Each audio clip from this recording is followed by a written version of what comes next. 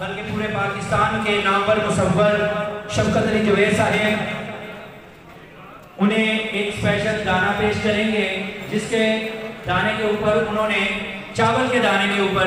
بسم اللہ شریف اور دیگر کلمات لکھے ہیں۔ آپ کی بھرپور تالیوں میں جناب شفقت علی جوید صاحب مہمان خصوصی کو دانہ پیش کریں گے۔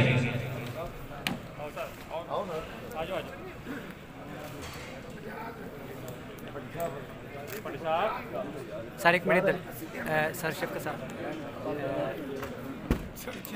جی ماشاءاللہ چاول دے دانے تے کلمہ طیبہ بسم اللہ کیا بات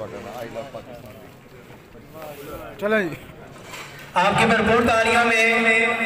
جناب شفقت علی جوید صاحب ہمارے مہمان جناب میاں خالد محمود صاحب اور شوکت علی بھٹی صاحب کی موجودگی میں میاں خالد صاحب کو دانہ پیش کر رہے ہیں۔ چاول کے دانے پہ ان کا ایک فن ہے کہ وہ بسم اللہ شریف اور دیگر پاکیزہ کلمات